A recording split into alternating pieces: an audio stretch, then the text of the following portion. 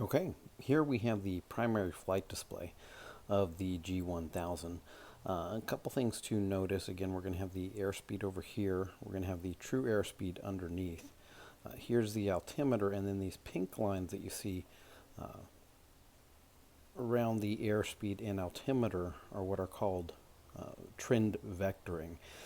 Basically, it's predicting where the aircraft will be and what it'll be doing in about 6 seconds. So you'll see as I pitch up, the altitude trend vector increases. As well, since I'm pitching up, the airspeed trend vector decreases. Again, the more aggressive I pitch, the more you'll see those trend vectors occur. And then as far as rate of climb, we have this right here that indicates the rate of climb. It pegs at 2,000 as far as the quick reference, but it does continue to measure if you go above 2,000. Now down here at the bottom we're going to have the heading and of course our course on the radial of the VOR. This is going to be your VOR radial, and this right here is your course deviation. So if you can tell, we'll do a little turn here, see if we can't intercept that radial. Something to also notice while we're in the turn is there is also a vectoring trend vectoring for your turn. So you can do a standard rate of turn by keeping it at the second hash. Let me turn this a little. Not quite the...